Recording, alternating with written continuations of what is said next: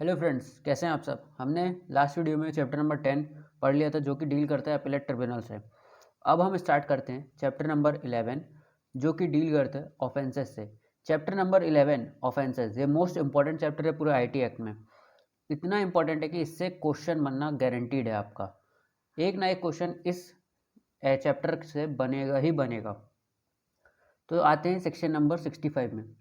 Section number 65 क्या बोलता है? Tampering with computer source documents. मतलब यहाँ पे बता दिया गया है, जो कोई भी टेम्पर करेगा, टेम्पर इन द सेंस छेड़छाड़, मतलब टेम्पर मतलब होता है छेड़छाड़। टेम्पर करेगा किससे? टेम्पर मतलब डिस्ट्रॉय या फिर अल्टर या फिर इंटेंशनली या फिर नोइंगली।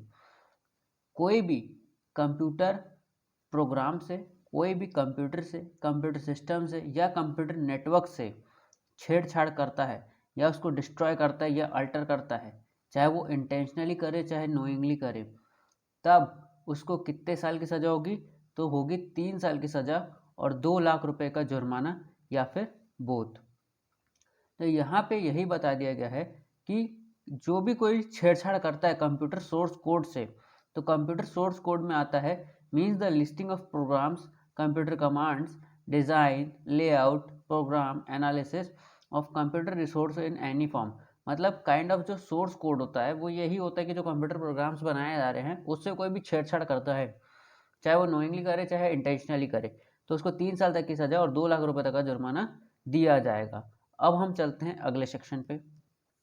अब आप लोग भी सोच रहे हैं अगला सेक्शन तो 66 था, अब हम 43 में कैसे आ गए?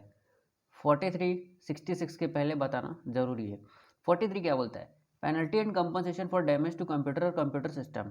इसको मैंने पहले भी पढ़ाया। इसमें यही है कि अगर कोई भी पर्सन बिना किसी परमिशन के, ओनर या फिर जिसके पर्सन जो चार्ज रखता है उस कंप्यूटर या फिर कंप्यूटर सिस्टम का, उसके परमिशन के बिना एक्सेस करता है और साथ ही साथ और क्या क्या चीज़ें कर रहा है? डाउनलोड कर रहा है, कॉपी कर रहा है, एक्सट्रैक्ट कर रहा है कोई डाटा को, इंट्रोड्यूस कर रहा है या फिर कॉजेज टू इंट्रोड्यूस कोई कंप्यूटर कंटामिनेंट को इंट्रोड्यूस करने की कोशिश कर रहा है, साथ ही साथ डैमेज कर रहा है कंप्यूटर सिस्टम को या कंप्यूटर को या कंप्यूटर नेटवर्क को या किसी भी डाटा को डिस्क्रिप्ट कर रहा है, कोई कंप्यूटर को डिनाई कर रहा है, कोई यूज़र को एक्सेस को डिनाई कर रहा है किसी पर्सन के, प्रोवाइड कोई एसिस्टेंस प्रोवाइड कर रहा है किसी व्यक्ति को कि वो कंप्यूटर या फिर कंप्यूटर सिस्टम को हार्म कर सके।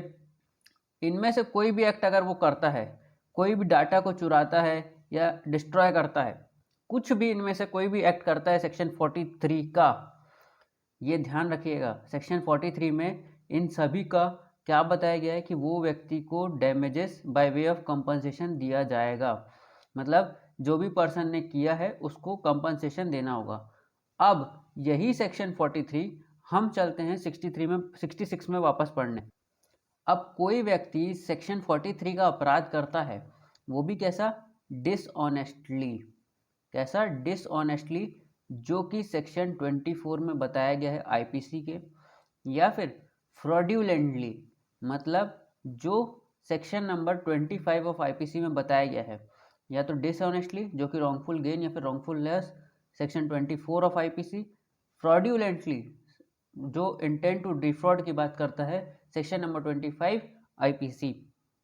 अगर कोई भी पर्सन सेक्शन 43 का अपराध कर रहा है, कैसा है वो?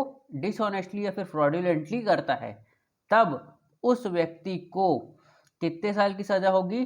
तो वो बता दिया गया है यहाँ पे 3 साल तक की सजा और फाइन होगा 5 लाख रुपए तक का या फिर बोथ।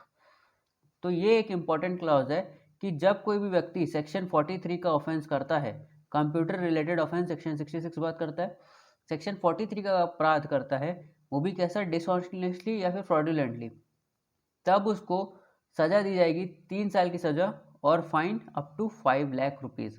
मैक्सिमम सज़ा के जो इम्प्रिजमेंट है वो 3 ईयर्स हैं, आप इसको याद रख लीजिए। जो फाइन है ये वेरी कर रहा है हर जगह पे। तो ये सेक्शन 65 में जैसा था 2 लाख रुपीज़, सेक्शन 66 में क्या है? 5 लाख रुपीज़ है। तो इनको आपको थोड़ा याद रखना होगा। अब इसके बाद हम आगे चलते हैं section number 66A। Section number 66A जो है ये एक इम्पॉर्टेंट सेक्शन तो है, बट इसको स्टक डाउन कर दिया गया है सुप्रीम कोर्ट के द्वारा। ये सेक्शन क्या बोलता है? Punishment for sending offensive message through communication services. कोई भी व्यक्ति अगर ऑफेंसिव मैसेज भेजता है थ्रू कम्युनिकेशन सर्विस तो वो एक अपराध होगा, लेकिन क्योंकि इसको सुप्रीम कोर्ट ने स्टक डाउन कर दिया गया है तो अब इसका कोई एनफोर्समेंट नहीं है। तो इसका जो 66A किस लिए इम्पोर्टेंट है अब मैं आपको बताता हूँ। सेक्शन 66A जो है वो सुप्रीम कोर्ट के द्वारा स्टक डाउन कर दिया गया है 24 मार्च 2015 से। किस केस से? Shreya single versus union of India AIR 2015। ये केस लॉ छत्तीसगढ़ के ADPO में भी पहले पूछा जा चुका है कि किस केस से सेक्शन 66A को स्टक डाउन किया गया है। तो ये केस बहुत इंपॉर्टेंट है, आपको इसको याद रखना होगा। अब हम पढ़ते हैं section number 66B। Section number 66B के पहले आपको एक सेक्शन याद होगा 410 411 वाला जो पोर्शन है, जो 410 से 414 तक चलता है IPC में, वो क्या है? स्टोलन प्रॉपर्टी से संबंधित। जब कोई भी पर्सन स्टोलन प्रॉपर्टी मतलब कोई चुराई हुई संपत्ति को खरीदता है या रिसीव करता है तो वो एक अपराध होता है IPC में। वैसे ही सेक्शन नंबर 66B में भी बताया गया है जब कोई व्यक्ति डिसऑनेस्टली रिसीव कर रहा हो कोई स्टोलन कंप्यूटर रिसोर्स को या कम्युनिकेशन डिवाइस को तो उसके ऊपर लगेगा 66B। 66B में बता दिया गया जो कोई व्यक्ति डिसऑनेस्टली रिसीव करता है या रिटेन करके रखता है कोई स्टोलन कंप्यूटर रिसोर्स को या कम्युनिकेशन डिवाइस को, वह यह जानते हुए नोइंग या फिर रीजन टू बिलीव कि जो वो रिसोर्स कंप्यूटर रिसोर्स या कम्युनिकेशन डिवाइस रिसीव कर रहा है वो एक स्टोलन है, तब उसको पनिश किया जाएगा for a term extend to 3 years, मतलब 3 साल तक की सजा और फाइन जो कि होगा 1 लाख रुपए तक का या फिर दोनों भी दिया जा सकता है। तो सेक्शन 66B ये बोलता है स्टोलन कंप्यूटर को रिसीव करने की बात करता है। सेक्शन नंबर 66C क्या बोलता है? सेक्शन नंबर 66C में बता दिया गया है punishment for identity theft. Identity मतलब किसी और की आइडेंटिटी है, जैसे एक पर्सन की आइडेंटिटी है A, इस आइडेंटिटी को कोई B नाम का व्यक्ति अगर चुरा लेता है या फिर इसके पास जो आइडेंटिटी प्रूफ है, जैसे कि इसका कोई एक पर्टिकुलर पासवर्ड है और इसका एक पर्टिकुलर ईमेल है, अब ये बाय चांस इसको दे देता है। अब ये व्यक्ति एज अ A बन के सामने वाले से बात कर रहा है और सामने वाले को ऑथेंटिकेट कर रहा है किस चीज़ को लेके? A की पर्सनल चीज़ों को लेके, तब वो कहलाता है आइडेंटिटी थेफ्ट। जब कोई व्यक्ति फ्रॉडुलेंटली या डिसऑनेस्टली यूज करता है किसी का इलेक्ट्रॉनिक सिग्नेचर को, पासवर्ड को या अदर यूनिक आइडेंटिफिकेशन फीचर को, तो जैसे कि एक व्यक्ति के पास इलेक्ट्रॉनिक सिग्नेचर है, अब कोई उसका मिसयूज कर रहा है, वो दूसरे व्यक्ति को दे दिया और वो उसका मिसयूज करता है और ये बताते हुए कर रहा है कि वो पहला ही व्यक्ति है जिसका वो इलेक्ट्रॉनिक सिग्नेचर है, तब या फिर कोई अदर पर्सन के द्वारा ऐसा किया जाता है, तब उस व्यक्ति को कितने साल की सजा होगी? तो 3 ईयर तक की सजा और fine up to 1 lakh rupees. तो ये था section number 66B। Section number 66C जो कि बात करता है आइडेंटिटी थेफ्ट के बारे में। ये सेक्शन इंपॉर्टेंट है क्योंकि इसमें आपको पूछा जा सकता है आइडेंटिटी थेफ्ट किस सेक्शन में दिया हुआ है, तो वो दिया हुआ है सेक्शन नंबर 66C में। इसके बाद हम चलते हैं सेक्शन नंबर 66D में। सेक्शन 66D बात करते हैं cheating by personation by using computer resource. मतलब जो कोई भी व्यक्ति कोई कम्युनिकेशन डिवाइस या फिर कंप्यूटर रिसोर्स को यूज करके चीट करता है बाय पर्सोनेशन, तब उसको पनिश किया जाएगा by imprisonment of a term which may extend to 3 year and shall liable to fine of 1 lakh rupees. इसमें यही बताया गया है, जैसे चीटिंग बाय पर्सोनेशन कहाँ दिया हुआ, 419 में उसका ऑफेंस का पनिशमेंट है और 416 में उसका डेफिनेशन है। तो जो 416 का जो डेफिनेशन है वो यही बोलता है कि अगर आप ऐसे व्यक्ति को प्रिटेंड कर रहे हो, मतलब जो व्यक्ति आप नहीं हो और आप उसको प्रिटेंड करते हुए सामने ये प्रिटेंड कर रहे हो कि आप वही व्यक्ति हो जो आप नहीं हो, जैसे कि एक A है वो पुलिस ऑफिसर नहीं है लेकिन वो प्रिटेंड कर रहा है कि वो एक पुलिस ऑफिसर है, तो ये हो रहा है चीटिंग बाय पर्सोनेशन। या फिर कोई एक B नाम का व्यक्ति है, वो A नाम के व्यक्ति को अपने आप को बता रहा है कि वो B नहीं वो A है, तो ये हो गया चीटिंग बाय पर्सोनेशन। अब जैसे कि हम देखते हैं कई बार एक नॉर्मल जगह पे, चलिए हम फेसबुक का ही एग्जांपल ले लेते हैं। फेसबुक में जैसे कि कई लड़के एक लड़की की आईडी बना कर बातचीत करते हैं, तो वो क्या है, वो चीटिंग बाय पर्सोनेशन है, क्योंकि अब वो पूरी लड़की की आइडेंटिटी को चुरा रहे हैं और उसमें फोटोज लगा रहे हैं, तो वो चीट कर रहे हैं लोगों को by personating himself be a girl. तो ये होता है चीटिंग बाय पर्सोनेशन, तब उनको 3 साल तक की सजा और 1 लाख रुपए तक का जुर्माना लगाया जा सकता है। अब इसके बाद हम चलते हैं section number 66E। Section number 66E में बताया गया है punishment for violation of privacy. Privacy को अगर आप वायलेट कर रहे हैं किसी की, तो उसकी पनिशमेंट कितनी होगी। यहाँ पे सिर्फ यही बताया गया है कि जो कोई भी इंटेंशनली करे या नोइंगली करे। यहाँ पे ना तो डिसऑनेस्टली का यूज़ किया गया, ना तो फ्रॉडुलेंटली का यूज़ किया गया। सेक्शन 66E जो है वो एक बहुत अहम है, और आज के डेट में इसको कहीं ना कहीं हम सेक्सटॉर्शन के नाम से भी जान रहे हैं। जब कोई व्यक्ति को धमकी दी जा रही है कि हम उसके प्राइवेट पार्ट को लीक कर देंगे, तो उसको कहा जाता है सेक्सटॉर्शन। और यही सेक्सटॉर्शन का कहीं ना कहीं आईटी एक्ट में पनिशमेंट भी दिया गया है। इसमें बताया गया है चाहे वो व्यक्ति इंटेंशनली करे चाहे नोइंगली करे, यहाँ ना तो कोई डिसऑनेस्ट इंटेंशन होना जरूरी है, ना कोई फ्रॉडुलेंट इंटेंशन होना जरूरी है। यहाँ पे इंटेंशन को बहुत कम मात्रा में रखा गया। इसके बाद बोला गया अगर वो इंटेंशनली या नोइंगली पब्लिश करता है क्या चीज़ को, ऐसे इमेज को जो कि किस चीज़ का है, private area of any person, किसी भी पर्सन के प्राइवेट एरिया को, और इससे ज़्यादा इम्पोर्टेंट इसमें यह बता दिया गया विदाउट हिज और हर कंसेंट, मतलब उस व्यक्ति का कंसेंट नहीं था, और साथ ही साथ violating the privacy of that person, उस पर्सन की प्राइवेसी को वॉयलेट कर रहा है वो, तब उसको पनिश किया जाएगा with imprisonment of 3 year and fine with not exceeding 2 lakh rupees और बोथ। 3 साल तक की सजा, 2 लाख रुपए तक का जुर्माना लगाया जा सकता है। अब आते हैं, इसमें कुछ डेफिनेशंस दे दी हैं।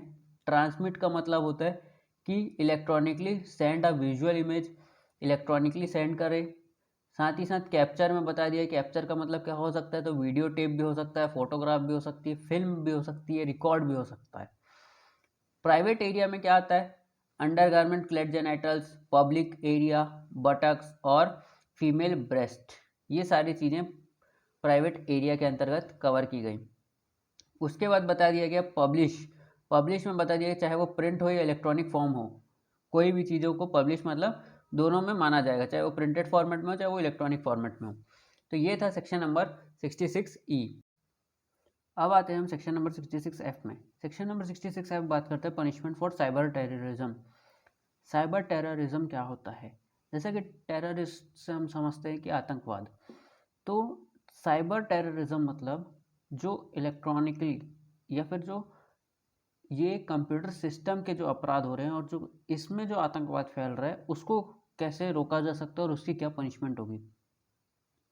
जब भी कोई व्यक्ति इंटेंट करता है थ्रेटन करने के लिए या धमकी देता है किसको, और उस धमकी से unity, integrity, security, sovereignty of India या फिर strike terror in the people of any section of the people, मतलब वो भारत की अखंडता, संप्रभुता को थ्रेटन कर रहा है, मतलब धमकी दे रहा है कि वो नष्ट कर देगा, या फिर ऐसा कुछ भी अपराध अगर वो करने की कोशिश भी करता है, और साथ ही साथ डिनाइड और causal to deny of access of any person authorise to access computer resource, मतलब किसी पर्सन को वो डिनाई कर सकता है एक्सेस से कंप्यूटर रिसोर्स के, पेनिट्रेट कर सकता है विदाउट ऑथराइजेशन और एक्सीडिंग ऑथराइज्ड एक्सेस, मतलब पेनिट्रेट मतलब ये होता है कि जब भी आप कंप्यूटर कोडिंग सीखेंगे तो आपको कहीं पे भी हैक करना हो तो आपके लिए जो पेनिट्रेशन टेस्टिंग सिखाई जाएगी। अगर कभी भी आप एथिकल हैकिंग सीखेंगे तो उसमें एक पेनिट्रेशन टेस्टिंग होती है, तो पेनिट्रेशन वाला जो टेस्टिंग होता है वो आपको समझना होता है कि कैसे पेनिट्रेट करेंगे आप किसी के भी कंप्यूटर में।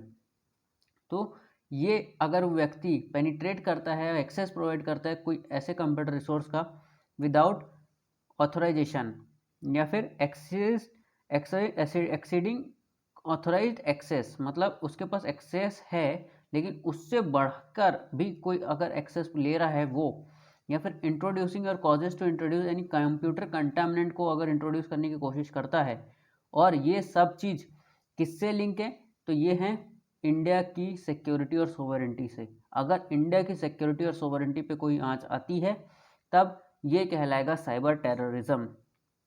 और इस साइबर टेररिज्म की जो पनिशमेंट होगी वो इस सेक्शन को सबसे अलग बना रही है। वो है अगर कोई व्यक्ति कमिट करता है या कॉन्स्पायर करता है, मतलब प्लानिंग में भी शामिल रहता है साइबर टेररिज्म के, तब उसको पनिश किया जाएगा with imprisonment up to extend to imprisonment for life. पूरे टेक इंफॉर्मेशन टेक्नोलॉजी एक्ट में एक ही एलआई का पनिशमेंट है, वो है 66F। ये एक इम्पॉर्टेंट सेक्शन है क्योंकि मात्र इसी में ही एक ऐसी पनिशमेंट है जो कि एलआई की बात करती है, बाकी कोई भी पनिशमेंट में एलआई नहीं है। कोई भी ऑफेंसेस जो हुए हैं इसमें उसमें एलआई की सज़ा नहीं है, सिर्फ और सिर्फ 66F में ही है। तो ये था आज का वीडियो, हम इस वीडियो को यहीं तक रखते हैं। अगर ये आपको वीडियो अच्छा लगा हो तो लाइक करें, शेयर करें, सब्सक्राइब करें हमारे चैनल को। Thank you.